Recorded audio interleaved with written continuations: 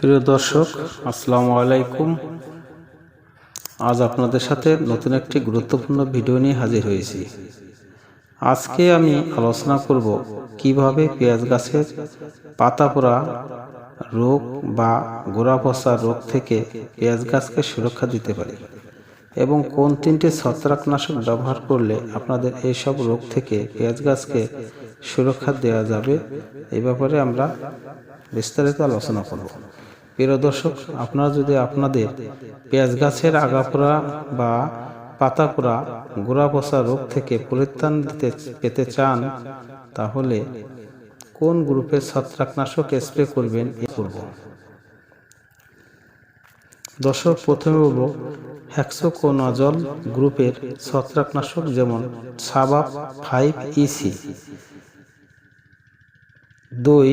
আর হচ্ছে সিনজেন্টা কোম্পানির ডাইফোনাকোজল গ্রুপের স্কোর এবং এমিস্কোর বা এমিস্টার টপ।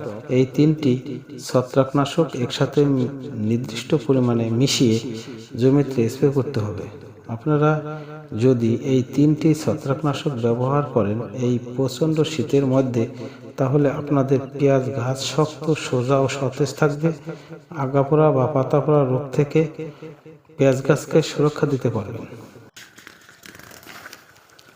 এখন আলোচনা করব তিনটি ছত্রাকনাশক কি একই কার্যকারিতা? তা নয়, একটির আলাদা আলাদা কার্যকরী ক্ষমতা রয়েছে। যেমন হেক্সাকোনাজল গ্রুপের সাবাপ, এর কাজ হলো পেঁয়াজ গাছের শিকড় এবং গোড়া পচা থেকে গাছকে রক্ষা করা এবং পেঁয়াজ গাছের গোড়া শক্ত ও সতেজ করে রাখতে সহায়তা করা এবং গাছের খাদ্য টানার যে শক্তির দরকার হয় সেই শক্তি বৃদ্ধি করা। 2. সিনজেন্টার স্কোর হলো গাছকে সোজা রাখা ও আগাপোড়া রোগ থেকে রক্ষা করা। 3. এমিস্কোর বা এমিস্টার টপ, এর ভিতর ডাইফেনাজল অ্যাজোক্রিস্টাবল আছে, সেজন্য পেঁয়াজ গাছকে সুস্থ সবল ও পেঁয়াজ গাছকে নরম রাখে এবং গাছকে সোজা রাখতে সহায়তা করে।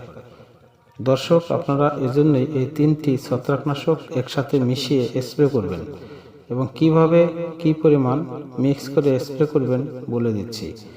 প্রতি 16 লিটার পানিতে সাবাপ 10 মিলি এবং স্কোর 10 মিলি এবং এমিস্কোর বা এমিস্টার টপ 15 থেকে 16 মিলি ভালোভাবে মিশিয়ে 10 থেকে 12% জমিতে স্প্রে করবেন। এতে করে এই শীতে আপনাদের পেঁয়াজ গাছকে সুস্থ ও সবল রাখতে সহায়তা করবে। আরেকটি কথা, আপনারা যদি এমিস্কোর বা এমিস্টার টপ না দিতে চান, তাহলে বাজারে এর পরিবর্তে পাবেন রোভনল। ওই দুটির সাথে মিশে ব্যবহার করেও ভালো রেজাল্ট পেতে পারেন। প্রিয় দর্শক, আজ এ পর্যন্ত। আবার দেখা হবে নতুন কোনো ভিডিও নিয়ে।